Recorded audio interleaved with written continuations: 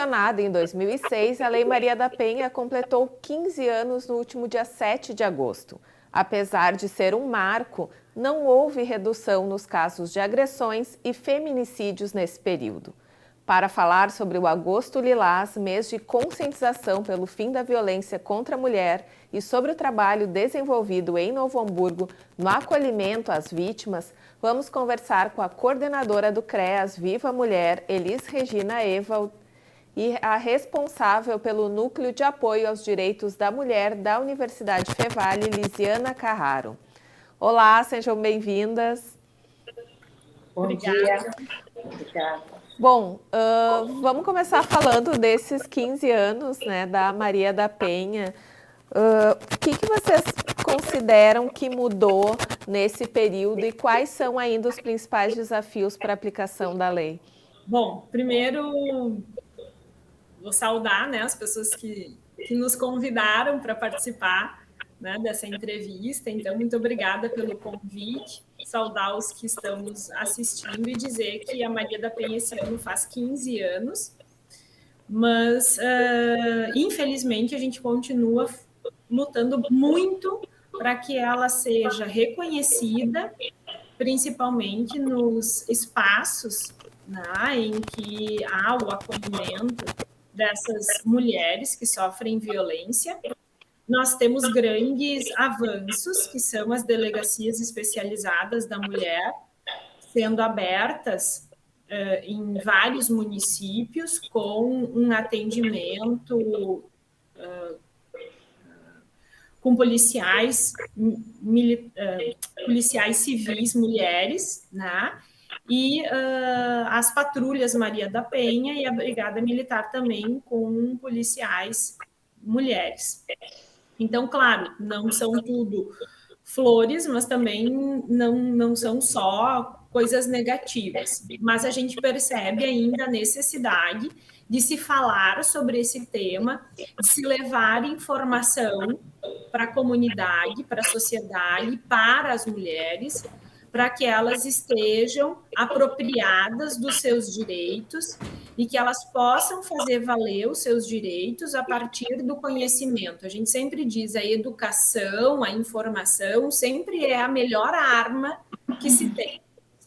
Pensando numa maior efetivação, os municípios, principalmente, através das secretarias ou secretarias de desenvolvimento social ou as coordenadorias de políticas públicas para as mulheres ou secretarias estaduais de direitos humanos, sempre buscam, né, através das suas estruturas, pensarem em articulações junto com entidades, órgãos, sociedades civis para se estruturar. E o município de Novo Hamburgo faz isso, onde a gente tem, além dos espaços, né, de acolhimento do município, que são os CRAS, o CREAS, Viva Mulher, ainda a Rede Lilás, que é uma união de vários espaços, né, para que possa acolher essa mulher que sofre violência doméstica.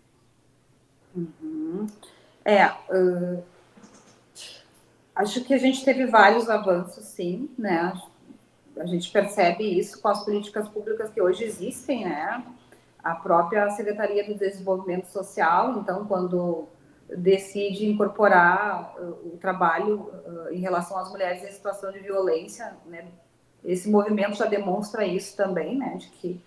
De que a Lei Maria da Penha ela vem não só para punir, né, e para regulamentar essa questão da violência, mas também para trazer, né, um olhar maior para as políticas públicas, né, em relação ao atendimento das mulheres. Em Novo Hamburgo, a gente tem, né, como a Elisiana muito bem falou, a gente tem uma rede muito potente, né, acho que muito articulada também. A gente tem um Conselho Municipal da Mulher também bem atuante, né? Isso faz toda a diferença, porque os conselhos são os órgãos que fiscalizam e que verificam como é que estão as políticas para mulheres no município. A gente tem uma coordenadoria de política para mulheres, né, que fica junto à Secretaria do Desenvolvimento Social também, que que faz toda a diferença, né? Ter esse olhar de um setor que vai estar, além de propondo também, de alguma forma, chamando a atenção para a questão, né? Então, acho que Novo Hamburgo acho que faltam muitas, acho que ainda faltam políticas públicas, mas acho que está bastante avançado, né, em relação ao atendimento para as mulheres. Mas, assim como a Lisiana muito bem colocou, a informação é um dos modos principais, assim, para atingir a população, as mulheres, né, essa população que vive a situação de violência, porque a gente ainda percebe que tem, né, a gente tem mulheres que não sabem de seus direitos, que não sabem onde buscar os seus direitos, né, ou que não conseguem, por várias questões suas, né, buscar um espaço de atendimento para começar a mobilizar, né, se mobilizar, olhar para a sua situação. Então, a informação, ela é muito importante. Esse espaço aqui, né, não fiz agradecimento logo no início, mas agradeço agora. Esse espaço é muito importante, então, fico muito agradecida de estar aqui, porque é um espaço informativo, né, e como espaço informativo é muito potente também. Uhum. Bom, de acordo com o mapa dos feminicídios apresentado pela Secretaria de Segurança Pública aqui do Rio Grande do Sul, em 2020 nós tivemos 79 feminicídios consumados. E agora, em 2021, até abril, foram 34 contabilizados. E na semana passada, infelizmente, tivemos mais um caso aqui em Novo Hamburgo de uma jovem de 28 anos. Como é que vocês que atuam diretamente nessa área recebem esses números, né? Qual o sentimento de vocês ao ver esse mapa? Um sentimento horrível, né? Primeiro, por ver esse resultado, né?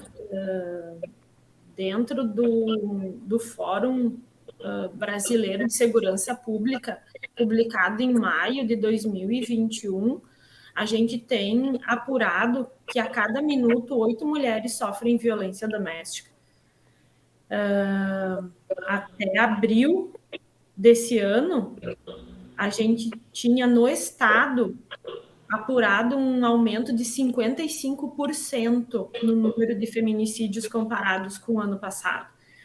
Então, assim, nós percebemos com esses números que nós precisamos nos motivar muito mais e atuar muito mais nessa área para que a gente possa efetivamente conseguir fazer com que essas mulheres consigam sair, romper esse ciclo de violência, buscar ajuda, porque o percentual dessas mulheres que foram mortas é muito grande de não terem feito em nenhum momento um registro na delegacia e nem solicitado medida protetiva. Então, isso nos preocupa muito como pessoas, agentes, profissionais que atuam nessa área efetivamente. Nós atuamos muito forte, eu e a Elise e todo um grupo de profissionais, seja pela rede, né, seja pelos seus espaços de trabalho, e a gente discute muito que mais que a gente precisa fazer, onde que essa informação não está chegando e por que essa informação não está chegando para essas mulheres poderem fazer essa busca, né? Os espaços estão aí, meios de divulgação, campanhas existem, né? Então, a gente se sente muito incomodado e muito provocado ao mesmo tempo para ver outras estratégias para que a gente possa auxiliar na redução desses números. A gente gostaria muito de erradicar esses números, mas reduzi-los já vai demonstrar para nós que nós estamos conseguindo atingir o nosso objetivo. Então, com certeza, assim, lamentamos muito, né, próprio, pensando aqui no fato ocorrido aqui em Novo Hamburgo há algumas semanas, acho que 2 semanas atrás. E não tem como, né, a gente que trabalha diretamente com as mulheres em situação de violência, não tem como a gente não se pensar, né, Lisiana, o que está faltando, onde mais a gente pode estar atuando, o que mais a gente pode estar propondo para que a informação chegue, para que elas consigam se mobilizar. Mas também a gente, claro, não pode deixar de compreender também que cada situação, cada pessoa tem suas questões, tem suas, né, seus motivos, e por isso muitas vezes não buscam ajuda, mesmo sabendo, às vezes não buscam. Então, talvez, junto com a informação, a gente tenha que enfrentar um pouco mais a questão da reflexão, né, da conscientização de que a situação de violência é uma situação de risco sério, né, e que pode levar, sim, a um feminicídio, né, mesmo que não pareça, mesmo que no momento seguinte esse mesmo autor da agressão seja aquela pessoa que oferece o cuidado, né, pede desculpas, né, diz que repensou a sua atitude, mesmo assim, né, há um risco, né, não, né, a gente sabe que existe um ciclo da violência, a gente sabe que às vezes o conflito não vai se resolver ali, que é necessário esse apartamento, muitas vezes, né, a gente aqui no CREAS da Mulher, a gente não, nosso trabalho não é orientar uma separação, por exemplo, mas é sim apontar os riscos que esse relacionamento possa estar colocando a mulher, né, que nos procura, né? Então, a gente também precisa poder compreender que a questão da violência doméstica e de gênero, ela traz consigo algumas crenças também, né, de que o companheiro vai mudar suas atitudes. Então, há uma gama de questões que envolvem e que fazem com que muitas mulheres não procuram e acabam chegando, né, a um feminicídio, né? A própria dependência emocional, a dependência financeira e outras razões mais eu poderia apontar aqui. Mas acho que a gente não pode perder de vista que a gente precisa estar lá no território, a gente precisa levar informação, quanto mais melhor, levar espaços de reflexão, grupos de atendimento, né? A Fevale tem projetos nesse sentido, a Secretaria do Desenvolvimento Social tem os CRAS no território, né? Que propõe esse tipo de trabalho. Claro que com a pandemia essa rede se enfraqueceu no sentido de que não pôde fazer grupo, não pôde oferecer esses espaços, né? Mas, e isso a gente sentiu aqui no CREAS da Mulher, porque as situações que nos chegaram, principalmente no ano passado, muitas chegaram naquele momento mais limite, né? Onde já chegaram precisando ter alguma intervenção mais rápida, né? Um acolhimento no abrigo, né, um transporte para casa de familiares, para tirar do risco. Então, chegaram em uma situação de risco muito mais agravada. Então, a gente percebeu, né, que essa falta, né, essa falta de outras políticas por conta da pandemia, a gente entende isso também, acabou acarretando essa consequência. Então, acho que a informação, os grupos, os espaços são espaços que vão poder ofertar, né, essa acolhida necessária e esse espaço de reflexão, de poder ser um espaço de escuta qualificado, né, poder ofertar esse espaço. Acho que é bem importante. E uma outra coisa também, se me permitem, com esse aumento também foram pensadas novas estratégias, né? E Novo Hamburgo foi pioneiro através da Delegacia Especializada da Mulher, com a delegada Raquel, com um projeto de curso de defesa pessoal para as mulheres. E isso, como a Elis falou, muitas mulheres até sabem que podem pedir ajuda, né? Mas por alguma razão elas não conseguem ir ou optam por não ir buscar essa ajuda. E nós respeitamos. O importante é que nós estejamos à disposição, os serviços estejam à disposição dela para acolher quando ela tomar essa decisão. E esse curso que é dado de defesa pessoal trabalha muito mais do que uma defesa de saber como movimentar uma mochila, uma bolsa ou de sair de uma situação.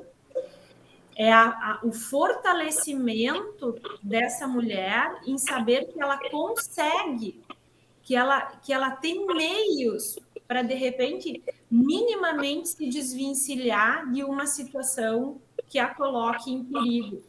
Então, isso é a demonstração de como esta situação que tu nos trazes com esses números também faz com que nós procuremos outras alternativas para auxiliar essas mulheres para reduzir esse número de feminicídios. Há uma estimativa de aumento nos casos de violência por conta do distanciamento social? Já tem alguns números nesse sentido? Já tem. Na verdade, nós tínhamos, as pesquisas demonstravam para nós que a violência ela se dava sim em casa, né, no domicílio, mas ela se dava bastante na rua. Então, no trajeto de deslocamento de casa para o trabalho, acontecia, no trabalho acontecia bastante. Nos locais públicos, praças, bares, lancherias, acontecia bastante. O que se verificou? Que com a pandemia os registros diminuíram nos espaços externos e aumentaram nos domicílios. E isso era claro que ia acontecer, né? Porque havia esse confinamento e desde que aconteceu essa restrição em março de 2020, nós, como espaços de acolhimento profissionais, né, Elis, como nós pensamos em articular e pensamos em telefones e pensamos em WhatsApp e em outros meios, né, para que a gente pudesse receber essas demandas e pudesse dar o retorno dessas demandas. Porque a universidade, por exemplo, falo pela universidade, a universidade fechou as portas, né? Embora todos nós tenhamos continuado com as nossas atividades online, mas aquele espaço onde a comunidade se deslocava até o núcleo de práticas jurídicas e recebia os atendimentos nos dias que eram divulgados pela rede ou pelos meios de comunicação, isso não existia mais. Então, a gente teve de pensar, né, outros meios, outras alternativas para adaptar, e isso não deve ter sido, né, Elis, tu estás aqui, não tão diferente para o serviço público. Por isso que a Elis fala, né, de que esse distanciamento e até a dificuldade de locomoção dessas pessoas, sem contar com o agravamento que se deu desse confinamento por outros fatores, né? Desemprego, então muitas pessoas perderam o emprego e a gente sabe que os agressores, eles saíam de casa para trabalhar e retornavam. Não só pela função de não poderem exercer sua atividade, mas agravado pela dispensa da sua atividade laboral. Isso gera um aumento de período em casa e pior, né, a utilização de uma válvula de escape através de uma droga lícita que é o álcool. Então, muitos dos nossos atendimentos antes da pandemia já eram trazidos pelas mulheres como sendo agravados os comportamentos dos agressores, companheiros, esposos, noivos, em função do consumo do álcool. Aí, diante desse cenário que nós estávamos, né, e agora gradativamente estamos retornando, né, isso se agravou, sim, consideravelmente. Outro fator que eu acho que também é mais ou menos o que a Lisiana também trouxe, é o desemprego das mulheres, né? Ou a impossibilidade de elas trabalharem em função do cuidado com os filhos, né? Muitas escolas de educação infantil fecharam as portas também, né? Embora tivessem as atividades online, mas as atividades online eram feitas em casa, inclusive com um acompanhamento, claro, das mulheres que são mães, né? E a gente sabe que a maioria, nas famílias, da maioria dos casos, são as mulheres que tomam conta das questões escolares dos filhos. Então, também houve um agravamento da dependência econômica das mulheres, da perda do trabalho, da perda de possibilidade de se mobilizarem mais, né? A própria dificuldade de sair de casa com filhos para ir num serviço de atendimento, para buscar, né, os poucos que puderam atender presencialmente. Nós aqui no CREAS da Mulher, como estratégia, né, como a Lidiana bem colocou antes, a gente manteve o primeiro atendimento por telefone, né, um canal de telefone, então, onde a gente podia fazer uma escuta mínima ali da situação para poder entender, né, qual era o risco e já fazer algumas orientações para depois marcar atendimento presencial. Mas nós mantivemos o atendimento presencial, né? Não em todos os casos, mas nos casos que foram necessários, a gente manteve o tempo todo e temos retomado gradativamente os atendimentos mais sistemáticos aqui também, agora com esse momento assim, da pandemia. Então, sim, tivemos que nos reinventar aqui enquanto serviço também. Eu sou psicóloga, né, em alguns casos também eu atuo aqui no serviço, então a própria psicologia também, né, os códigos de ética tiveram que ser revisitados, questões do atendimento online, em situação de violência, antes tinha um certo cuidado, uma certa restrição, teve que se repensar isso, porque era o que se tinha como possibilidade. Então, acho que os serviços todos, né, que trabalham com situações como essa, né, que são situações que podem levar a algo mais grave, tiveram que se reinventar para não interromper as possibilidades de atendimento, né? Uhum.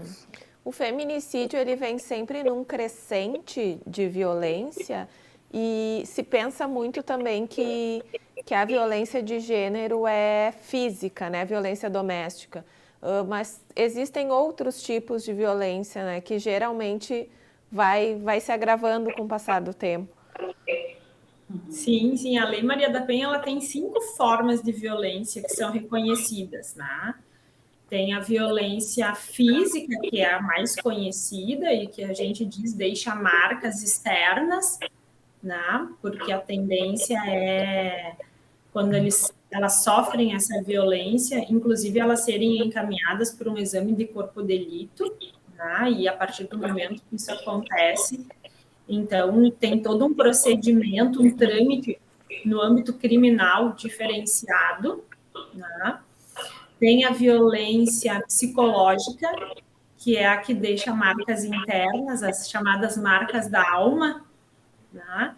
Que o maior percentual de violência psicológica praticada são as ameaças, ameaça de te matar, ameaça de tu nunca mais ver teus filhos, ameaça de eu sumir com eles, ameaça de que se tu sair de casa eu não vou te alcançar absolutamente nada e tu pode fazer o que tu quiser, ameaça de registrar ocorrência de abandono de lar.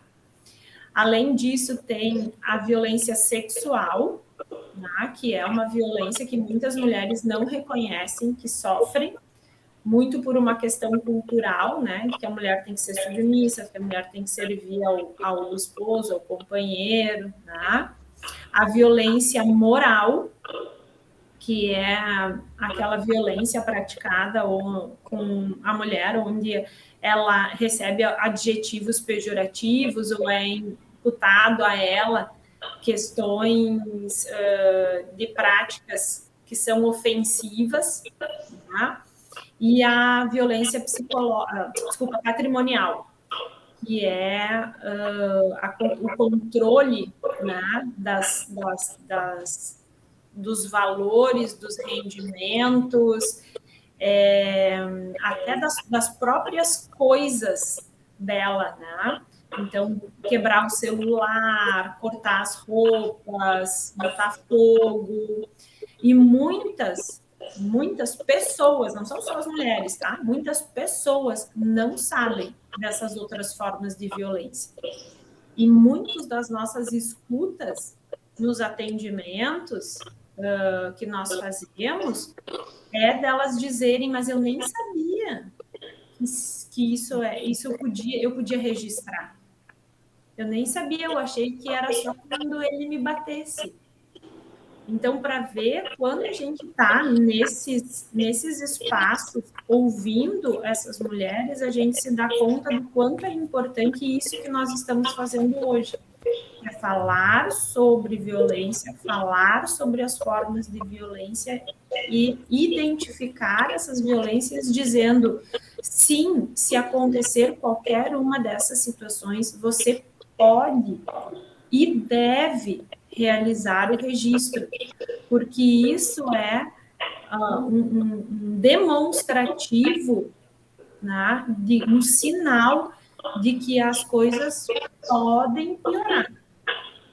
E é o momento que a gente poderia, né, começar já com algumas ferramentas, usar de algumas estratégias para que não chegue ao extremo que é o feminicídio.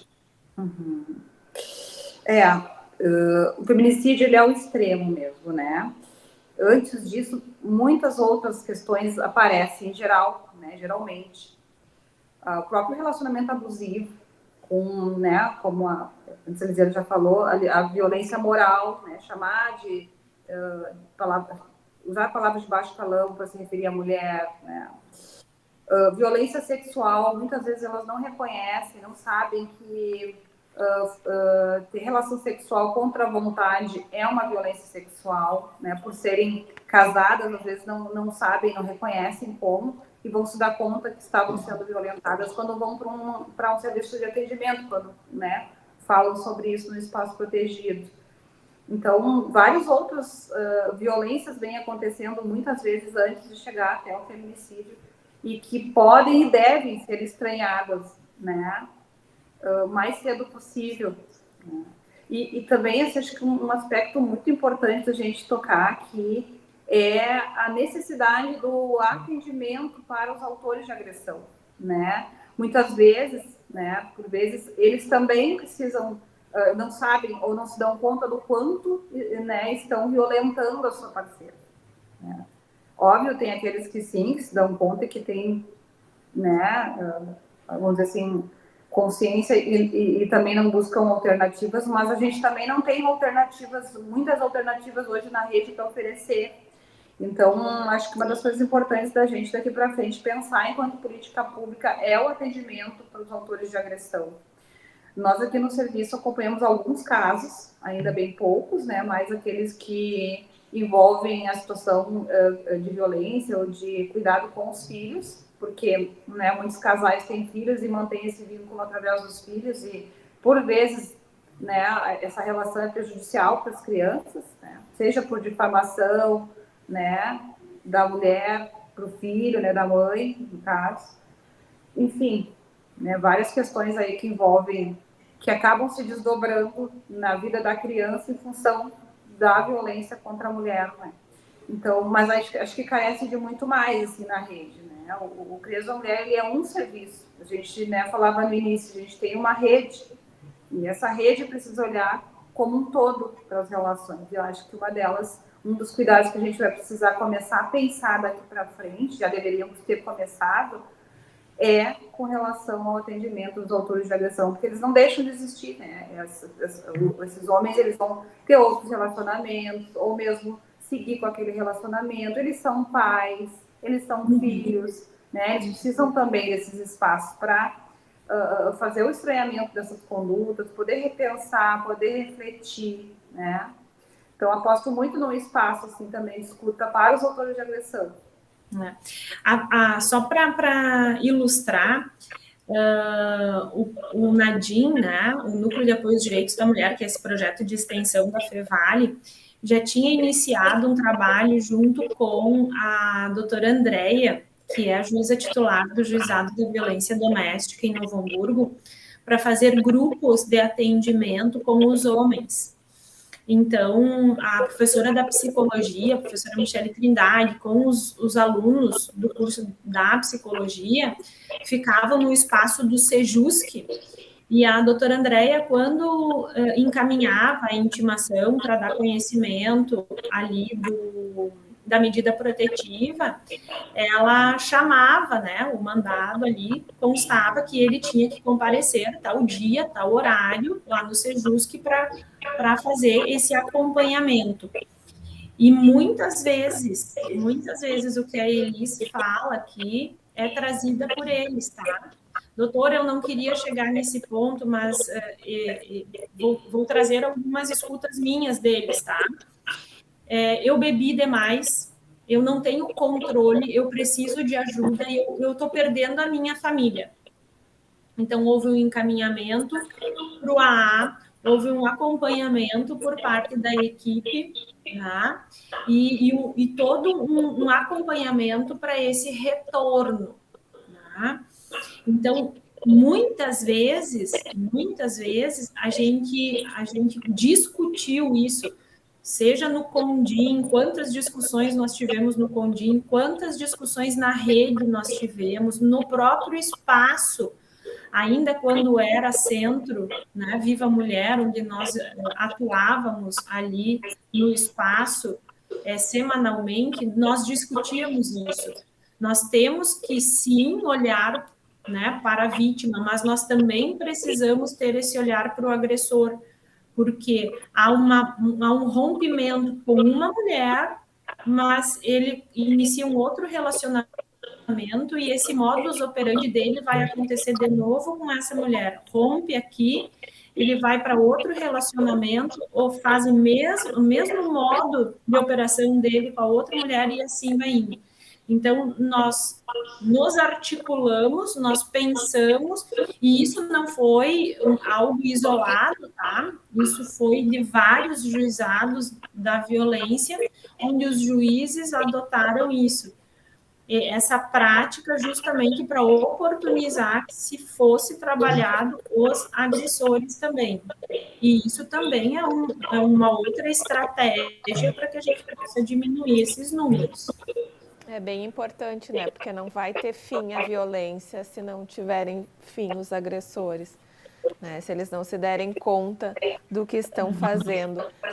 Gurias, a gente já está bem adiantado no tempo, mas acho que a gente tem ainda alguns assuntos, se vocês puderem continuar para a gente falar, de importância, que é como essas mulheres podem chegar hoje na rede, como é que é esse acolhimento das vítimas. Elis, quer começar? Tá bom, eu fui deixando para te começar toda vez para nós criar aqui uma... Ai, não se atropelar. Mas acho que a gente precisa pensar que existem diversos serviços, né? Que todos podem ser porta de entrada. Não precisa ser só um, né? Ou dois. Por exemplo, se a mulher decide que ela quer registrar uma ocorrência, ela pode buscar a delegacia, né? A delegacia da mulher, que funciona, acho que a Luciana me ajuda, mas acho que da 8h30 às 11h30, da 1h30 às 5h30, né? 5h30, isso. Mas fora desse horário, a delegacia civil a delegacia que vai fazer o registro de ocorrência, né? E poder encaminhar essa mulher, se preciso for para o abrigo, por exemplo. O CREAS da Mulher, o primeiro contato aqui com o serviço é através do telefone, vou passar aqui o número, então, que é o 3097-9482, né? Elas podem nos ligar, a gente faz uma primeira escuta por telefone e agenda, né? De acordo com o que for necessário, enfim, com a urgência também. A Defensoria Pública é um canal super importante, né? Onde elas vão poder buscar desde ajuizar um processo de separação, quanto à questão da guarda dos filhos. O Nadim, depois eu vou deixar para a Elisiana falar.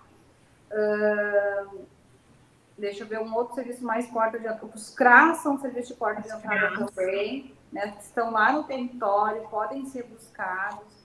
A gente, aqui, o CREAS da Mulher, a gente se desloca muitas vezes para a comunidade, para o território, para fazer atendimento, quando, por exemplo, a mulher só pode ir até o posto de saúde porque tem uma questão de estar sendo monitorada pelo autor da agressão. Então, a gente pode, em comunicação com o técnico lá da UBS, se deslocar até lá e atender. A gente pode atender em outros espaços da rede, né? Combinado com o serviço. Então, a gente faz esse deslocamento já para facilitar a entrada no serviço, né? Mas, assim, se quiser diretamente conosco, o telefone é esse que eu passei. Então, 3097-9482.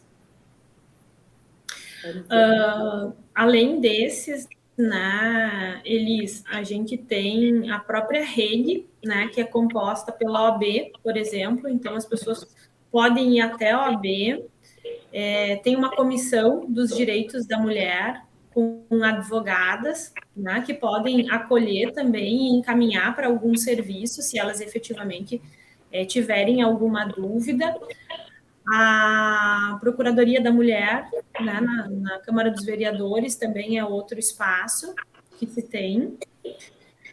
O Nadim, que é esse projeto de extensão da Fevale, que ele acontece lá no Núcleo de Práticas Jurídicas. Nós retomamos agora os atendimentos, né? Na próxima semana estaremos, então, também na delegacia e retomando gradativamente, né?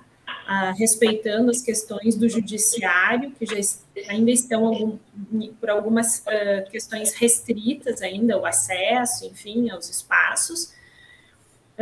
Eu passo o nosso número do telefone, que é o 3586-9215, 3586-9215, que é o telefone direto do núcleo, e o nosso e-mail, que é núcleo@feevale.br. núcleo@feevale.br.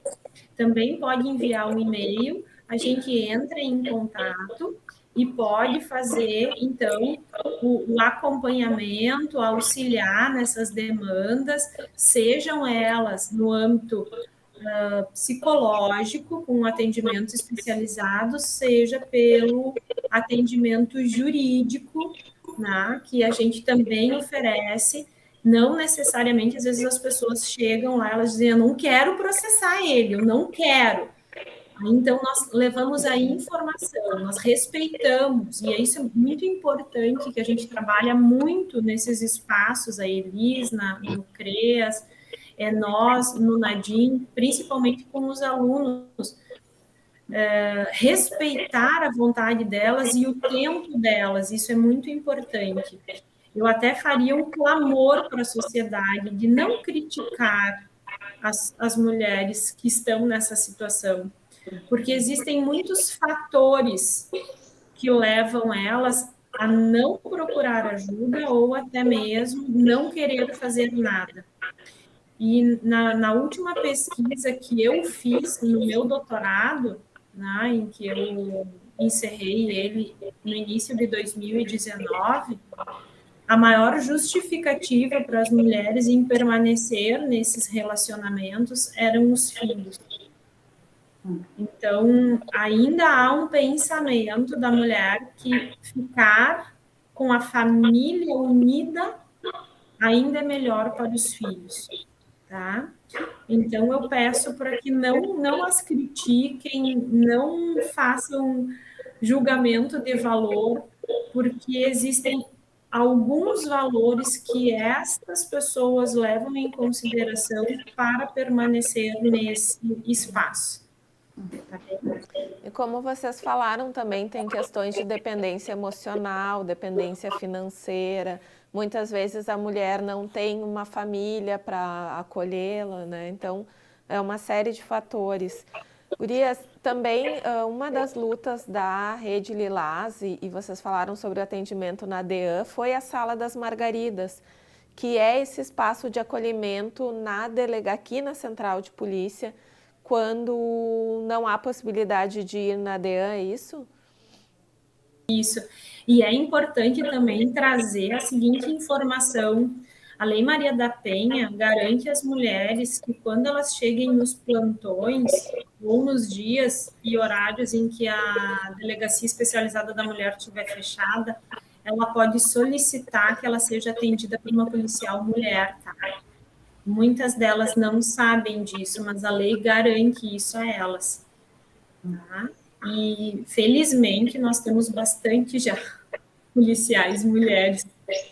Né? Oxalá isso já está sendo verificado nas delegacias. Não é um número igual dos homens, mas nós já temos policiais mulheres, então essa informação é bastante importante que tu trazes. Primeiro, porque elas serão deslocadas, né, para esse espaço que é para, já que não, a DEAN não está aberta, para que elas possam ficar, né, num espaço de acolhimento, porque elas estão muito fragilizadas, muito sensibilizadas, e segundo, que elas possam manifestar que elas gostariam de ser atendidas por uma policial mulher, que isso também já dá mais segurança, né, mais tranquilidade para ela realizar o registro. Acho que algo importante de se colocar também é o direito que elas têm de solicitar medida protetiva, né? Naquele momento da ocorrência, depois quem vai decidir pela deferimento ou não é o juiz ou a juíza, né?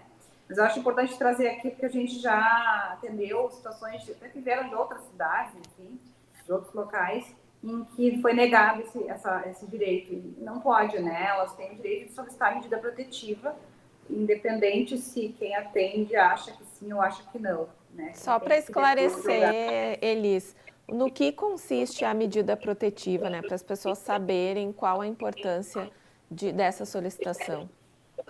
Então, a medida protetiva, na verdade, a gente usa o termo mais reduzido, mas a medida protetiva de afastamento do agressor, que é a que eu estou falando, a mulher tem o direito de solicitar no momento do boletim de ocorrência, no momento que ela registra, né, a ocorrência, e em Novo Hamburgo, em 48 horas, essa medida protetiva é cumprida se a juíza deferir. Né? No caso em que ela está em uma situação de ameaça, né, tenha ocorrido alguma violência grave, enfim, uma situação de ameaça. Né, que o agressor não pode chegar perto da vítima.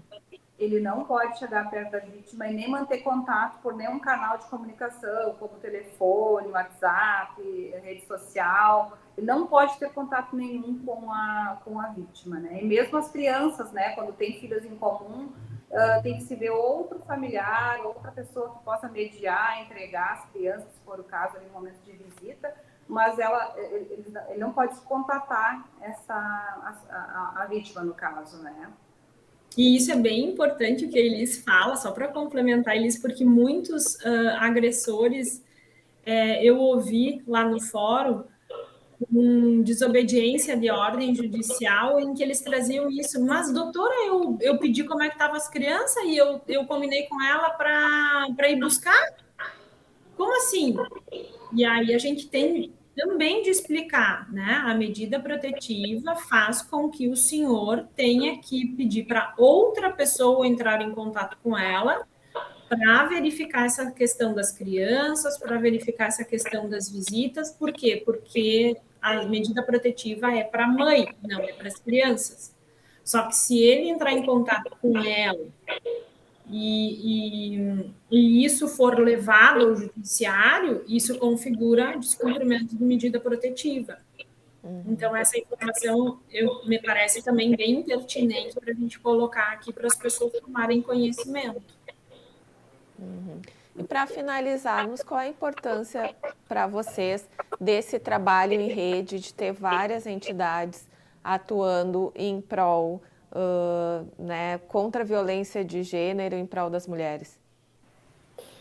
Eu diria que, primeiramente, a gente se dá conta assim, de que a violência de gênero é algo social, é algo da sociedade, é algo que está em todos os setores, em todos os lugares, né? Não é algo específico daquela mulher ou daquela situação.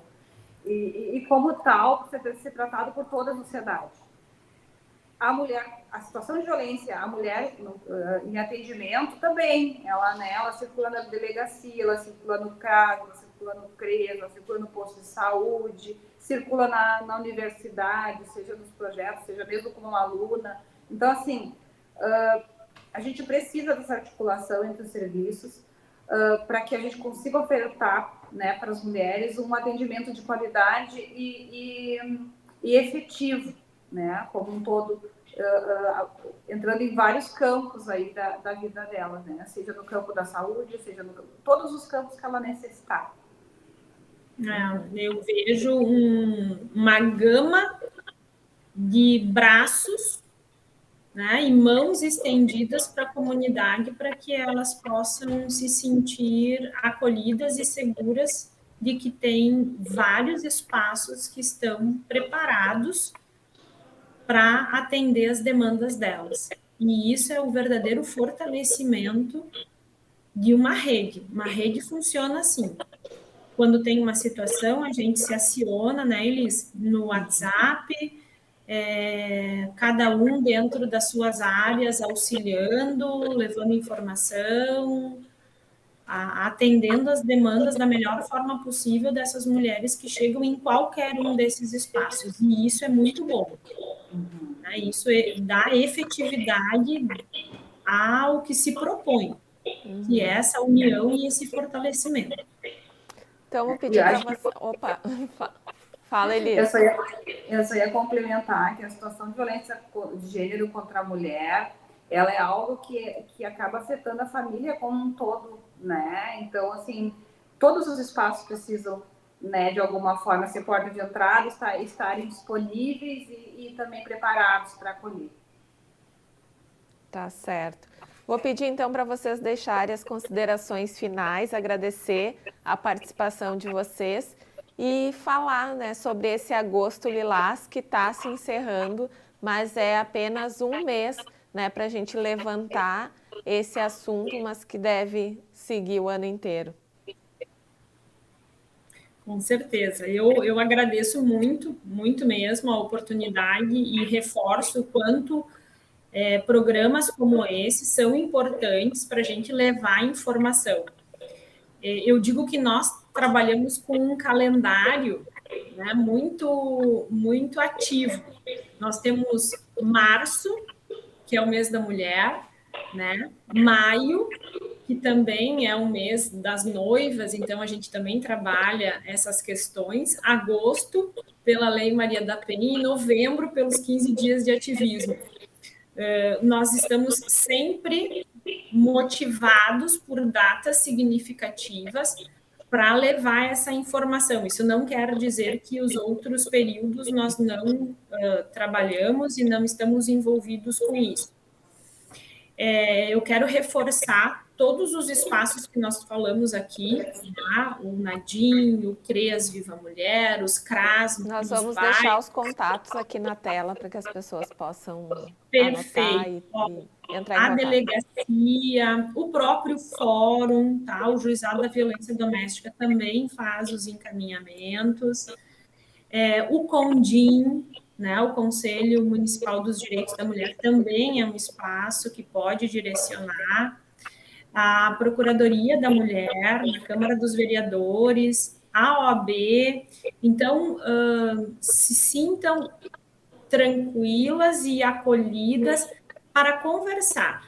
E na medida que se sentirem seguras, a gente vai fazendo os encaminhamentos para que sejam, então, tomadas as devidas providências. Muito, muito, muito obrigada. Então, queria, né, acabei não falando um pouquinho do nosso trabalho aqui, mas rapidamente falando, a gente presta um atendimento psicossocial, né, e orientação jurídica para as mulheres, então, que necessitarem, pelo canal que eu já falei, né, de telefone, acho que tu vai colocar ali disponível na tela, né, e dizer, né, para as mulheres que estão nos escutando que busquem auxílio, busquem ajuda, busquem um espaço de escuta, de reflexão, né, se tiverem alguma situação como essas que a gente mencionou aqui, né. Queria agradecer o espaço também, dizer que a gente aqui do CREAS da Mulher está sempre disponível, né, quando for necessário para tratar desse assunto. A própria SDS também, assim, né, como a secretaria que está, né, à frente desse trabalho aqui também.